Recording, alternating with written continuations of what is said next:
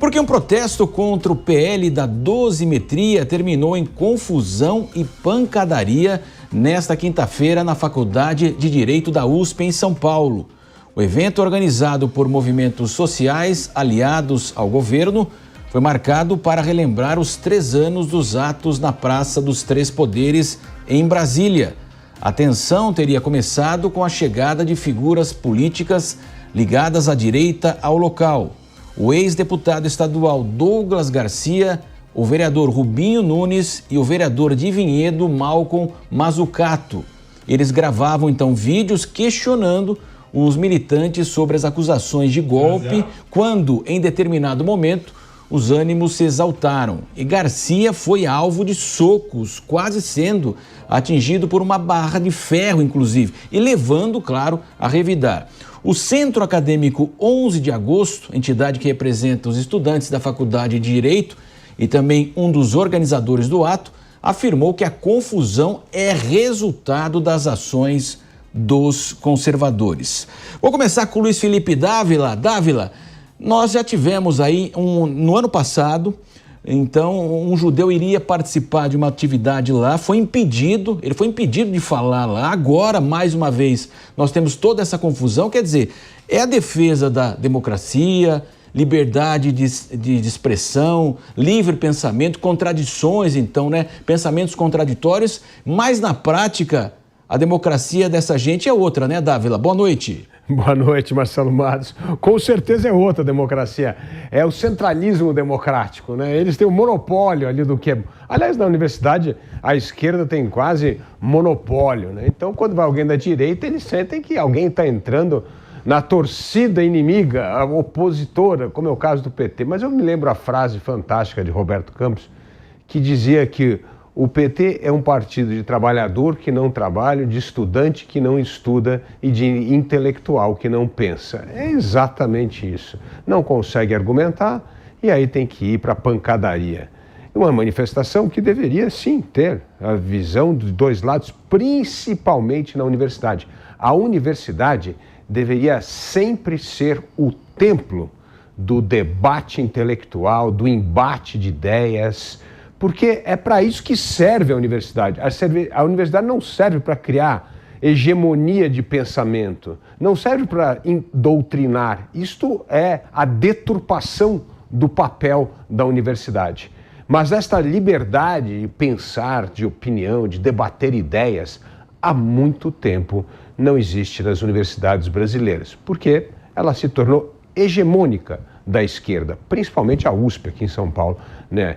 Então, isso é um sinal triste de que o debate empobrece. E quando o debate empobrece, as ideias continuam sendo só pertencente a feudos. E ao pertencer a feudos, não se cria o que nós chamamos do mínimo denominador comum, aquele mínimo de civilidade e respeito que a democracia demanda para que a pluralidade de ideias, a diversidade de opiniões se torne um ativo da sociedade e não algo a ser combatido, como acabou de mostrar as imagens.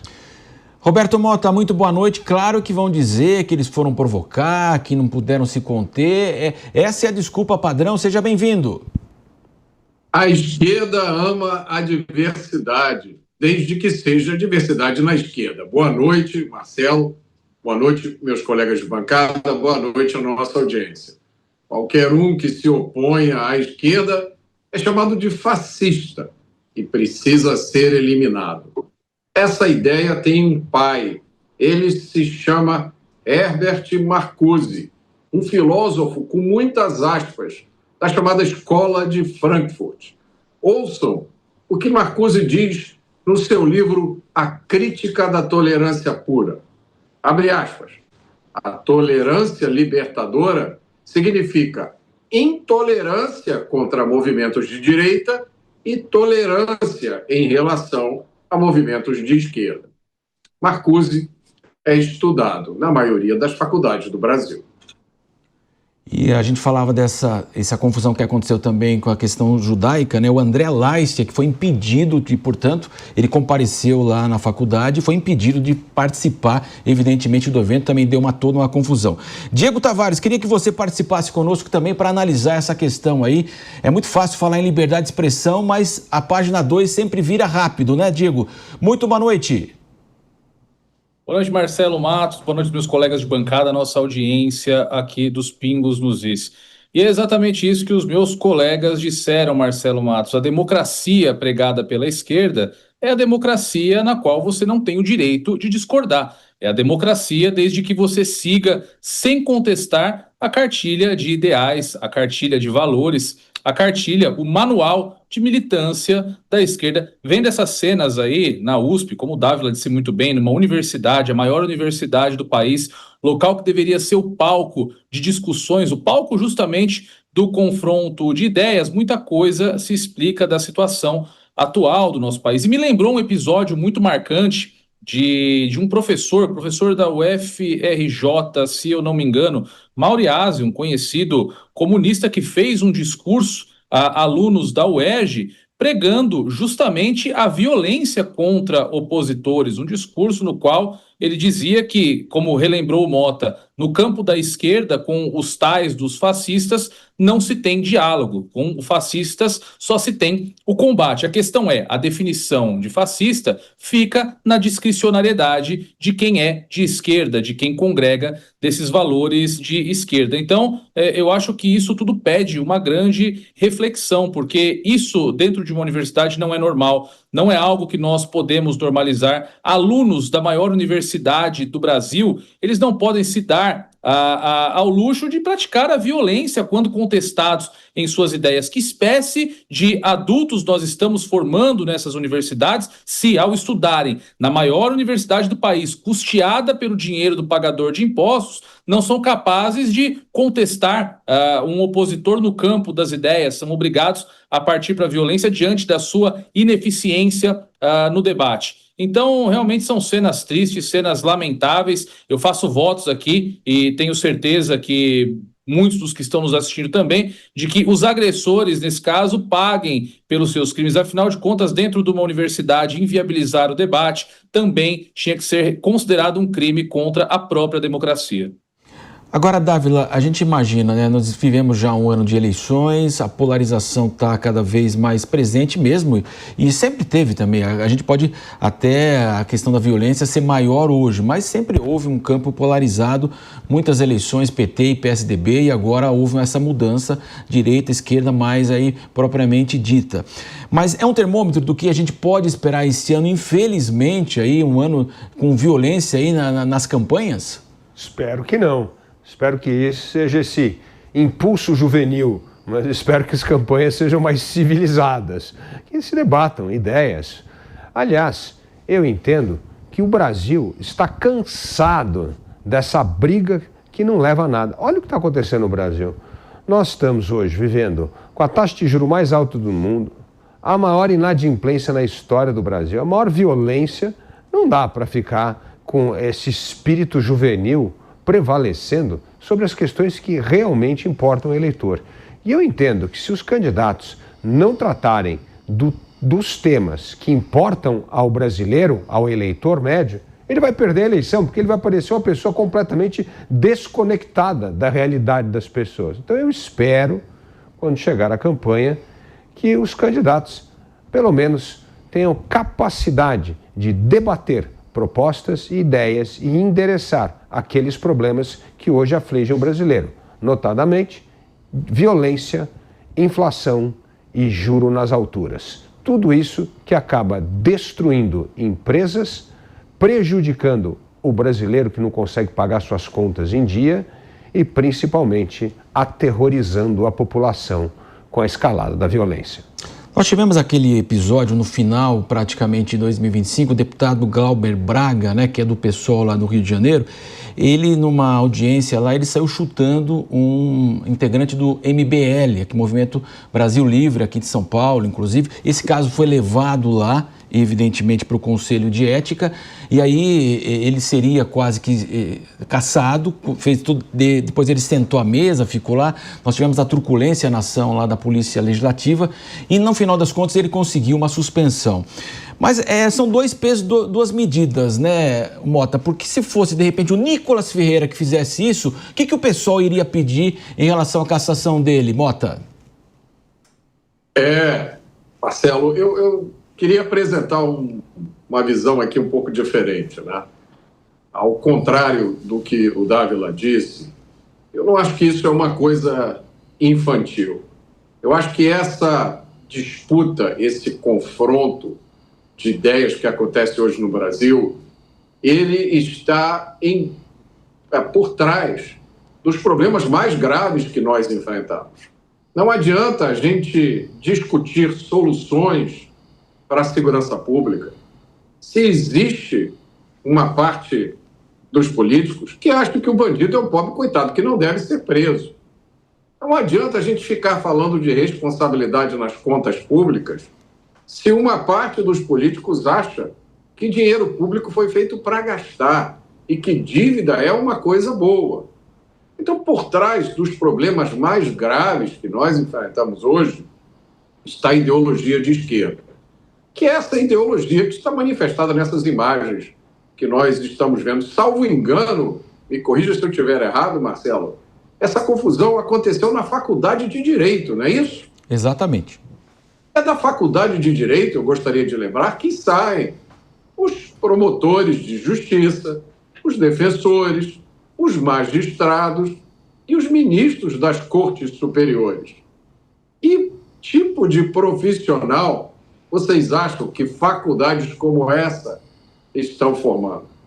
Eu acho que esse conflito que nós vemos hoje na política brasileira, ele reflete um país que perdeu o rumo, porque boa parte dos políticos, inclusive a maior parte dos que estão no poder hoje, e não só no poder executivo, compartilham dessas ideias que o mundo tinha antes da queda do Muro de Berlim. Diego Tavares, a gente sabe que a esquerda retroalimenta a direita, vice-versa, e você imagina que esse dá o tom de como será a campanha este ano? Olha, eu quero acreditar que não, Marcelo Matos, porque essa história de ofensas públicas em debate, cadeirada em discussão política, isso não cabe em uma democracia que pretende ser uma democracia séria. Você lembrou um caso, acho que muito emblemático, a questão do deputado Glauber Braga, que expulsou a chutes do parlamento um militante político. Eu acho que isso também é sintoma do Brasil e, de certa forma, é algo que dá o tom nessas manifestações como a que nós estamos repercutindo hoje. Ora, se os nossos parlamentares, se os políticos eleitos pelo voto popular, a elite do funcionalismo público brasileiro, a cúpula do parlamento, onde justamente as ideias devem ser debatidas, se eles próprios não dão o exemplo de um padrão de conduta, de decoro parlamentar, realmente é muito complicado esperar isso da sociedade. E, infelizmente, são diversos os episódios nos últimos tempos de violência dentro das dependências do Legislativo Nacional e de outras repartições públicas, além da questão do Glauber Braga, que depois de ter expulsado o militante a chutes do prédio da Câmara dos Deputados, ainda quase foi às vias de fato com o deputado Kim Kataguiri na mesma oportunidade. Teve aquele episódio do deputado Messias Donato, que tomou um tapa no rosto durante uma sessão, enfim. E nenhum desses parlamentares foi devidamente punido. O Glauber teve uma pequena penalização que até o ajuda, né? Agora, em ano eleitoral, sem a obrigação de frequentar a casa, vai poder se dedicar à campanha, à reeleição. E dentro da esquerda ele foi muito celebrado pelo que fez. Então, certamente angariou aí, nesse contexto de política espetacularizada, um bom capital eleitoral para tentar a sua própria reeleição. Então, enquanto o parlamento não der o exemplo, enquanto o parlamento não punir adequadamente esses episódios de violência que ocorrem, repito, dentro da casa onde o confronto de ideias é o núcleo, é a essência da atividade, dificilmente nós vamos poder exigir um comportamento semelhante de onde nós formamos os maiores advogados do país, os maiores promotores de justiça, magistrados do país, que é a Faculdade de Direito da USP. Então, eu acho que, de fato, nessa dinâmica de retroalimentação que você trouxe sobre a polarização, eu utilizo o mesmo exemplo da retroalimentação em relação àqueles que detêm o poder e à base da sociedade, os demais, o cidadão comum. É de cima que tem que vir o exemplo e, infelizmente, o Brasil só dá maus exemplos quando o paradigma são os políticos, são as autoridades. E Dávila, não é, então, eu reforço, não é o primeiro episódio, infelizmente, acredito também não vai ser o último. De qualquer forma, então, é uma das principais, se não a principal faculdade de Direito do Brasil. O Mota chamou atenção, quer dizer, quais profissionais a gente pode esperar com essa intolerância, evidentemente? A Faculdade de Direito, na verdade, praticamente é o que faz a cidade de São Paulo se tornar a primeira cidade universitária do Brasil, porque foi criada a Faculdade de Direito em São Paulo e outra em Recife. E a elite política do Brasil inteiro vinha estudar aqui.